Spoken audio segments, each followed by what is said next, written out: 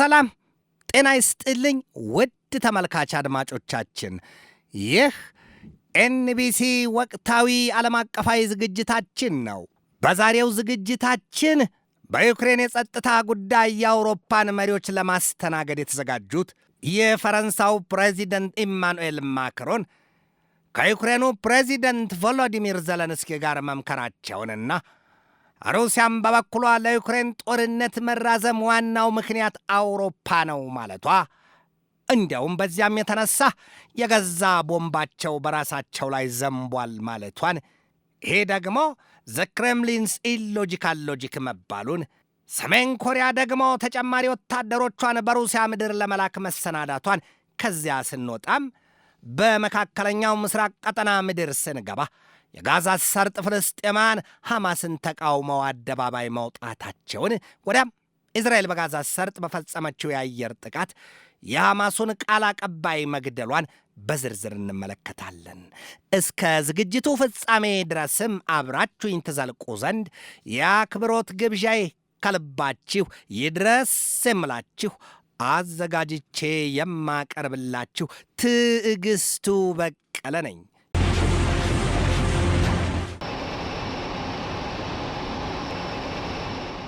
ያወቀን ጨነቀው ይሉትን የሆነው የሩሲያና የዩክሬን ጦርነት በርካታ አካላትን አነካክቶ 3 ዓመታትን አልፏል። በሩሲያና ዩክሬን መካከል ጦርነቱን ለማስቆም በሚል የአሜሪካው ፕሬዚደንት ዶናልድ ትራምፕ በሳውዲ አረቢያ ዋና ከተማ ሪያድ ከሩሲያና ዩክሬን ባለሥልጣናት ጋር ሁለት ጊዜ መምከራቸው ቢነገርም እንዲያውም የአሜሪካና የሩሲያ ፕሬዚደንቶችም ሳይቀሩ ትራምፕና ፑቲን በስልክ መምከራቸው የ30 ቀናት የከፊል የተኩስ አቁም ስምምነት ላይ እንዲደረስ ማድረጉ ሲገለጥ፣ ነገር ግን ደግሞ የተኩስ አቁም ስምምነቱ ምን ያህል ተፈጻሚ ሆኗ አለ የሚለው ነገር ባይጠየቅም ሩሲያም ትሁን ዩክሬን ጥቃታቸውን አላቆሙም ነው የተባለው። የአውሮፓ መንግስታት ከዩክሬኑ ፕሬዚደንት ቮሎዲሚር ዘለንስኪ ጎን መሰለፋቸውን በተገቢው እያሳዩ መሆናቸውን ተከትሎ ሩሲያ ይብሱን ቁጣዋ ገንፍሏል ነው የሚባለው። ዛሬ በተሰማ ዜና ደግሞ የፈረንሳው ፕሬዚደንት ኢማኑኤል ማክሮን በዩክሬን የጸጥታ ጉዳይ ለመምከር የአውሮፓን መሪዎች ይቀበላሉ ተብለዋል። ማክሮን ከዚያ በፊት ግን የዩክሬኑን ፕሬዚደንት ቮሎዲሚር ዘለንስኪን ተቀብለው መወያየታቸውና እንዲያው ማክሮን ሀገራቸው የ2 ቢሊዮን ዩሮ የወታደራዊ ድጋፏን ለዩክሬን ማሰናዳቷን ገልጠውላቸዋል ነው የተባለው። አንጀት ሲያር ይንፈጨፈጫል።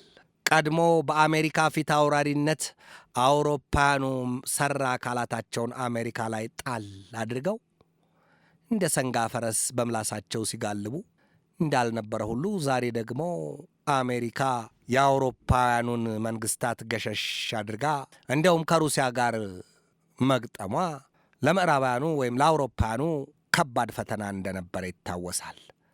አሁንም ቢሆን ከአሜሪካው ፕሬዚደንት ዶናልድ ትራምፕ አቋም አንጻር እውን አሜሪካ ወገንተኛነቷ ከማጋር ነው የቆመችው የሚለው ጥያቄ እንዲመለስ ሳይሆን ይብሱን ተወሳስቦ እንዲቀር ያደረገ ጉዳይ ሆኗል። የፈረንሳው ፕሬዚደንት ኢማኑኤል ማክሮን የአውሮፓን መንግስታት ዛሬ ሲቀበሏቸው ታዲያ በሩሲያና ዩክሬን መካከል ያለው ጦርነት ፈጽሞ ያበቃ ዘንድና የማያዳግም ውሳኔ መወሰን አለባቸው ሲሉ ፍንጭ ሰጥተዋል። በፈረንሳይ ተሰባስበው ይመክራሉ ተብሎ የሚጠበቀው የአውሮፓ መሪዎች ለዩክሬን የጸጥታ ዋስትና ለመስጠት ይመክራሉ፣ ይወስናሉ። ምን የተባለው መብላቷን አላወቀች እጇን ታጠበች። ዩክሬንና ሩሲያ የተኩስ አቁም ስምምነት ተጥሷል በሚል እርስ በርስ እየተካሰሱ ነው። አሜሪካ በበኩሏ ሁለቱ ሀገራት ዩክሬንና ሩሲያ በኃይል መሠረተ ልማቶቻቸውና በጥቁር ባህር ጥቃት እንዳይፈጸም መስማማታቸውን ማክሰኞ ዕለት መግለጡ አይዘነጋም። ይሁንና ግን ሁለቱም ወገኖች ሩሲያና ዩክሬን በዛፖሪዥያ የኒውክሌር ጣቢያ አቅራቢያ ትንኮሳ እየፈጠሩ መሆኑም ተነግሯል። የዩክሬኑ ፕሬዚደንት ቮሎዲሚር ዘለንስኪ በሰጡት ማብራሪያ ደግሞ በአሜሪካ አደራዳሪነት የተደረሰውን ስምምነት ወዲያውኑ ተፈጻሚ አድርገናል ሲሉ፣ ክሬምሊን በበኩሉ ግን በጥቁር ባህር ስለተባለውና የተደረሰ የተባለው የተኩስ አቁም ስምምነት ጉዳይ ተፈጻሚ የሚሆነው የሩሲያው የመንግሥት ባንክ ከማዕቀብ ወጥቶ ከዓለም አቀፉ ክፍያ ስርዓት ጋር ዳግም ሲገናኝ ብቻ ነው ሲል ገልጧል። እነርሱ ፕሪኮንዲሽን ይሉታል፣ አሊያም ቅድመ ሁኔታ ሩሲያ አስቀምጣለች ነው የተባለው። በዚህ ሁኔታ የአውሮፓ መንግሥታት በበኩላቸው አሁን ሩሲያ የምታስቀምጠው ቅድመ ሁኔታ ተፈጻሚ የሚሆነው ሩሲያ ሙሉ በሙሉ ጦሯን ወይም ወታደሮቿን ከዩክሬን ምድር ስታስወጣ ብቻ ነው ሲሉ ቁርጥ ያለ አቋማቸውን ገልጠዋል። ሩሲያ ዛሬ ባወጣችው መግለጫ ሙሉ ሌሊቱን ሞስኮውን ለማጥቃት የተላኩ 9 የሰው አልባ የጦር አውሮፕላኖችን መታ ማጋየቷን አስታውቃለች ነው የተባለ። አሜሪካ በሩሲያና ዩክሬን መካከል የ30 ቀናት የተኩስ አቁም ስምምነት መደረሱን ትናገር እንጂ ደግሞ ተግባራዊ የሚሆነው ከመቼ ጀምሮ እንደሆነ ግን የሰጠችው ፍንጭ የለም። የዩክሬን ጦር ኃይል ዛሬ ረፋድ ላይ ባወጣው መግለጫው ሙሉ ሌሊቱን ከሩሲያ ለጥቃት የተሰማሩ 117 የሰው አልባ የጦር አውሮፕላኖችን መቶ ማጋየቱን አስታውቋል። ዩክሬን ዛሬ ባወጣችው መግለጫ አሜሪካ በሞስኮው ላይ ተጨማሪ ማዕቀብ ትጥል ዘንድ ጥሪ ማቅረቧን የተሰማው ዘለንስኪ የሩሲያውን ፕሬዚደንት ቭላዲሚር ቭላዲሚሮቪች ፑቲንን ለሰላም ቁርጠኛ አይደለም ሲሉ ከሰዋቸዋል። ወዲህ ደግሞ ሰሜን ኮሪያ ከ3000 በላይ ተጨማሪ ወታደሮቿን በሩሲያ ምድር ለማስፈር መወሰኗ ተሰምቷል። የበላችሁ ያገሳታል፣ በላዩ ያጎርሳታል። ከዚያ በሚወጡ መረጃዎች ስንሰማ የሰሜን ኮሪያ ወታደሮች በሩሲያ ምድር ኩርስክ ግዛት በአስከፊ ደረጃ መጎዳታቸውና ሕይወታቸውን ማጣታቸውን እንሰማለን። ነገር ግን ምን ያህል በገለልተኛ ወገን ተጣርቷል የሚለው ጉዳይ ሌላ ነገር ሆኖ የሰሜን ኮሪያ ወታደሮች የጦርነት ልምድ የላቸውም። በገፍ ገብተው ለዩክሬን ጦር ኃይል ለኢላማ ምቹ ሆነዋል። እናም የዩክሬን ጦር ኃይል አርሟቸዋል የሚል መረጃ ሁሉ ሲወጣ እንደነበር አንዘነጋውም። ጦርነት ማለት ይሄ ነው። ሰውን ገድሎ ፉከራና ሽለላ፣ ሰውን ገድሎ ዜና ማስነገር።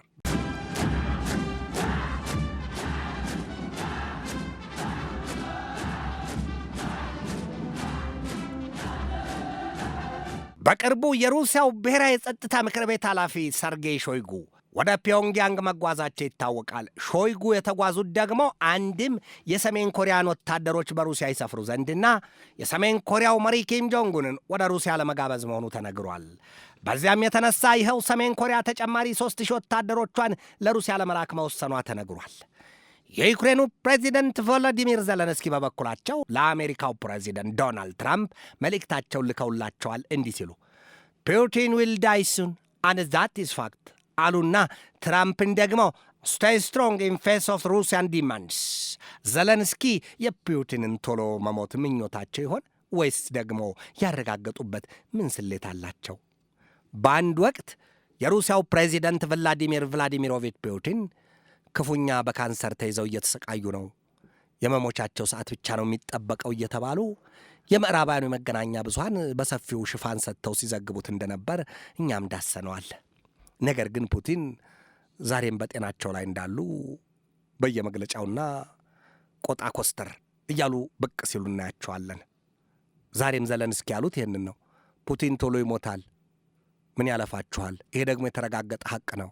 ትራምፕ እሶ ጠንከር ይበሉ፣ ለሩሲያ ፍላጎት አያሸብርኩ፣ ፑቲን ያፍጥጡ፣ ይቆጡ፣ ጊዜያቸው ቀርቧል። ነገር ግን እርሶ አይልመጥመጡ ነው ያሏቸው። ግልጥና ቁርጥ ያለው አማርኛ እንዲህ ነው። የዩክሬኑ ፕሬዚደንት አክለውም በሩሲያ ላይ የተጣለው ማዕቀብ እንዳይነሳ ቀድሞ ነገር መታሰብ የለበትም ነው ያሉት።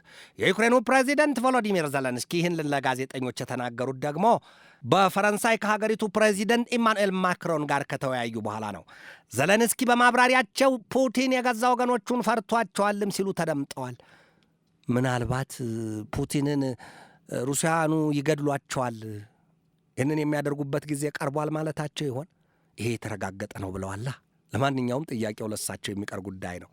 ዘለንስኪ በማጠቃለያ ንግግራቸውም ለአሜሪካ ትልቅ ስፍራ እንዳላቸው ሲገልጡ፣ ይሁንና ግን በዋይት ሃውስ ያሉ አንዳንድ አካላት አሉ ዛሬም በፑቲን ተጽዕኖ ስር ወድቀው ይልፈሰፈሳሉ ሲሉ መተቸታቸው አልቀረም። ጉዳዩ የበሰበሰ ዝናብ አይፈራም ምን መሆኑ ነው። አሊያም ከከሳሽ አይቀር ድርቅ በይን። ዘለንስኪ ያሻቸውን ቢናገሩ ማናለኝ ከልካይ።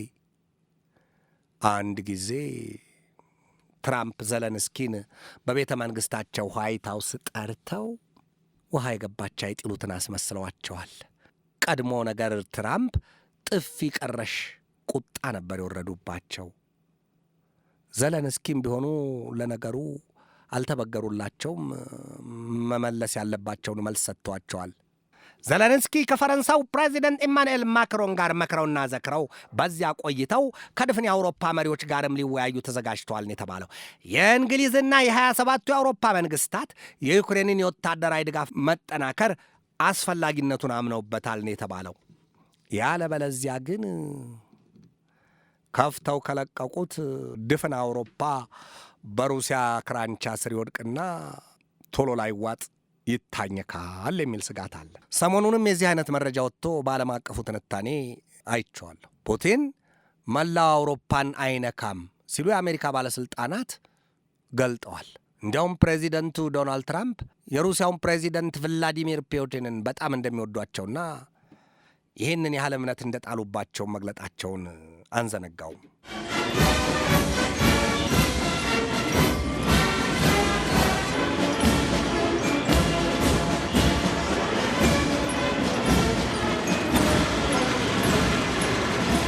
የፈረንሳው ፕሬዚደንት ኢማኑኤል ማክሮንና የእንግሊዙ ጠቅላይ ሚኒስትር ኬር ስታርመር ዛሬ በተደረገ የአውሮፓ መንግስታት ስብሰባ መቀመጣቸውና መዶለታቸው ሲገለጥ፣ አሜሪካ ግን በዚያ የአውሮፓውያኑ ስብሰባ በፓሪስ ያለመወከሏን የተሰማው የትራምፕ አስተዳደር በዩክሬን የአውሮፓ የሰላም አስከባሪ ይስፈር በሚለው ጉዳይ ቀድሞ ነገር መስማማት ቀርቶ ሐሳቡን መስማት አይፈልግም ነው የሚባለው። ታዲያ ስለምን የትራምፕ አስተዳደር ባለሥልጣናት በዚያ ስፍራ ይወከላሉ? ለዚያ ነዋ አውሮፓ በዚህ ወቅት ራሴን የቻልሁ ነኝ የሚል አንድምታ ያለው መልእክቱን እያስተላለፈ እየተናገረም ነው። ለነገሩማ እኮ የሰሜን አትላንቲክ ጦር ቃል ኪዳን ድርጅት ኔቶ ኖርዝ አትላንቲክ ትሪቲ ኦርጋናይዜሽን 32 አባል ሀገራት ሲኖሩት 2 ግን ከሰሜን አሜሪካ ሆኑ እንጂ አሜሪካና ካናዳ፣ ሌላው ከአውሮፓ ነው። ስለዚህ ኔቶ ከተባለ ሙሉ በሙሉ አውሮፓ አይደለም ወይ? ፈርጣማ ጡንቻና የገንዘብ አቅሙ ጫንቃው የአሜሪካ ቢሆንም ሌላው ነገር ግን የአውሮፓ አይደለም ወይ የሚሉት ብዙዎች ናቸው። ነገር ግን አሁንም ቢሆን የአውሮፓ መንግስታት ኔቶን የአሜሪካ አካል ክፍል አድርገው እንጂ የሚመለከቱት እንደራሳቸው የአውሮፓ አካል አድርገው አያዩትም የሚሉት ደግሞ ብዙዎች ናቸው። ምንም ተባለ ምንም ግን በሩሲያና ዩክሬን መካከል ጦርነቱ ከተጀመረ 1128 ቀናት ተቆጥረዋል። በእነዚያ ቀናት ደግሞ ይላሉ የዩክሬን ወታደራዊ ባለሥልጣናት፣ በእነዚያ ቀናት 98890 የሩሲያ ወታደሮች ተገድለዋል። 34752 የጦር አውሮፕላኖች ተመተው ጋይተዋል። በብዙ ሺህ የሚቆጠሩ የጦር ታንኮች ወድመዋል ሲሉ ዛሬም ጥርሳቸውን ነክሰው ይገልጣሉ። የዩክሬን ባለሥልጣናት ከሩሲያ ወገን ያንን አድርገናል ቢሉም ግን ታዲያ ከዩክሬን ወገንስ ምን ሆነ ቢባል ዩክሬንም ከ1 ሚሊዮን በላይ ወታደሮቿን ማጣቷ በአሜሪካ ባለሥልጣናት ዘንድ ይገለጥባታል እንጂ እንግዲያማ የሀገሪቱ ፕሬዚደንት ቮሎዲሚር ዘለንስኪ ግን የለም ከ45,000 በላይ ወታደሮች አልሞቱብንም ይላሉ።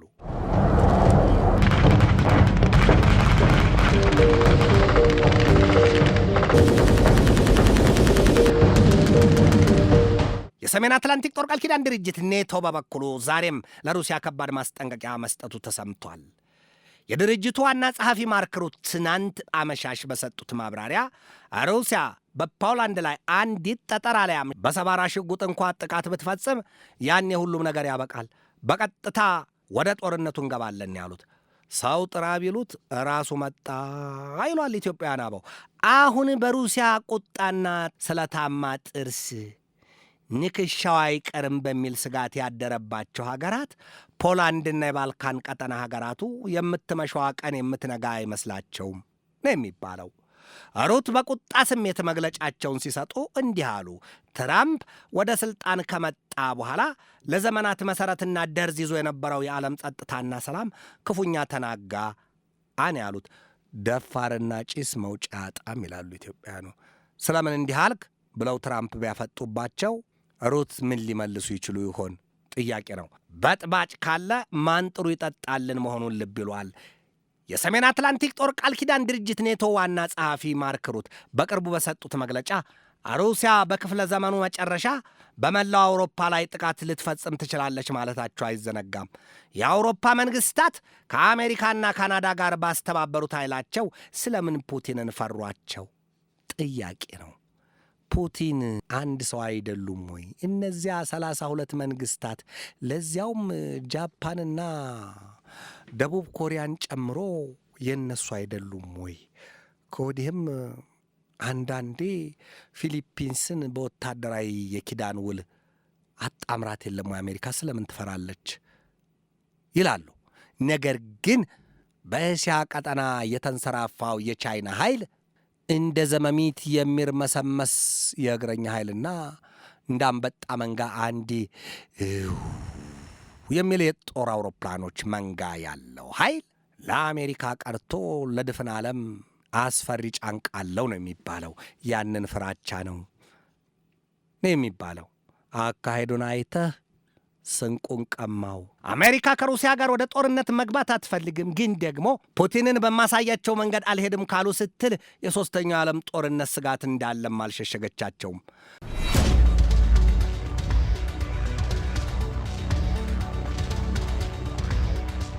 ከሩሲያና ዩክሬን አሜሪካ ወዲያም ከአውሮፓ ምድር ወጥተን ወደ መካከለኛው ምስራቅ ቀጠና ምድር ስንገባ ደግሞ ኢራን፣ ኢራቅ፣ ሊባኖስና የመን ለፍልስጤማውያኑ ያላቸውን ድጋፍ ለመግለጥ የጋራ የጦር ልምምድ ላይ መሆናቸው ተሰምቷል። አራቱ ሀገራት ለእስራኤልና ለአሜሪካ ይድረስ ባሉት የጋራ የጦር ልምምዳቸው የባህር ኃይሎቻቸውን አቀዳጅተው ማሰማራታቸውን የተገለጠው። የባህር ኃይል የጦር ልምምዱ የሚካሄድበት ስፍራ ደግሞ የፋርስ ባህር ነው። ፋርስ ባህረ ሰላጤ። ይህንን ስም አንረሳውም። በቀደመው የህብረ ብሔሩ ጦርና የሳዳም ሁሴን ጦርነት ጊዜ በኩዌት ምክንያት የተደረገውን ጦርነት አንዘነጋውም። የፋርስ ባህረ ሰላጤ። በኢራን አብዮታዊ ዘብ ኃይል የባህር ኃይል ምድቡ ዋና አዛዡ ሪር አድሚራል አሊረዛ ታንግሲሪ በሰጡት ማብራሪያ በዚያ በፋርስ ባህር ላይ በተጀመረው የአራቱ ሀገራት የጋራ የጦር ልምምድ አሉ 3000 ከባድና ቀላል የጦር መርከቦች ይሳተፋሉ ነው ያሉት። ምን ያለፋል እንዲያው በባህሩ ላይ የዓለም ዳክዬዎች ተሰባስበው ዋና የታወጀ ነዋ የሚመስለው። በዚያ የግዙፉና አራቱ ሀገራት የባህር ኃይል የጦር ልምምድ ወቅት የፍልስጤማውያኑ ሰንደቅ ዓላማ በየመርከቦቹ አናት ላይ ስትውለበለብ፣ የእስራኤል ሰንደቅ ዓላማ ደግሞ በእሳት ስትጋይ ታይታለች ይላል የመህር ኒውስ ዘገባ። የእስራኤል የጦር ሚኒስትር ሞሼ ዳያን በበኩላቸው የኢራኑን አብዮታዊ ዘብ ኃይልና የኢራኑን መንፈሳዊ መሪ አያቶላ አሊ ሰይድ ካሚኔን ግሬት አርዝክዊክ ብሏቸዋል። ትልቅ የርዕደ መሬት አደጋ ማለት ነው። ምዕራባውያኑ በዚህ ወቅት የኢራኑን አብዮታዊ ዘብ ኃይል ለድፍን ዓለም ከባድ ስጋት ነው የሚል ስያሜ ሰጥተውታል። የኢራኑ አብዮታዊ ዘብ ኃይል በጠንካራ መሪው አያቶላ አሊ ሰይድ ካሚኔይ በከፍተኛ ደረጃ የሚፈራ ኃይል ነው። እስራኤል በጋዛ ሰርጥ ከፊል ስፍራዎችን ለመያዝ መሰናዳቷን፣ ኔታንያሁም ሐማስ ታጋቾቹን የማይለቅ ከሆነ ሲሉ በጋዛ ሰርጥ በርካታ ስፍራዎችን ለመያዝ አቆብቁበው መዘጋጀታቸው ተሰምቷል። ሐማስ በበኩሉ እስራኤል እንደ ኳስ የምትወረውረውን ቦምብ ካላቆመችና ጨርሶ ከጋዛ ሰርጥ የጦር ኃይሏን በሙሉ ካላስወጣች በስተቀር ታጋቾቹ የመለቀቃቸው ነገር ቅዠት ነው፣ ውሃ የበላው ጉዳይ ነው ብሏል። እስራኤል ትናንት አመሻሹን ደግሞ በፈጸመችው ከባድ የአየር ጥቃት የሐማሱን ቃል አቀባይ አብደላጢፍ አልቃኑናን መግደሏ ተሰምቷል። በዚሁ ሳምንት እስራኤል የሐማሱን ከፍተኛ የፖለቲካ ቢሮ አባል ኢስማኤል ባርሁምን መግደሏ ይታወሳል። ዓለማችን ምን የደስታ ወይም የብስራት ዜና ይሰማባት ይሆን? መቼ? ጥያቄ ብቻ ነው። ውድ የኤንቢሲ ተመልካች አድማጮቻችን የዛሬን በዚህ ተሰናበትኳችሁ። ነገ በሌላ ርዕሰ ጉዳይ ጠብቃችኋለሁ። እስከዚያው ከልባችን እስከ ምድራችን ሰላም ተመኘሁ። በድጋሜ ሰላም።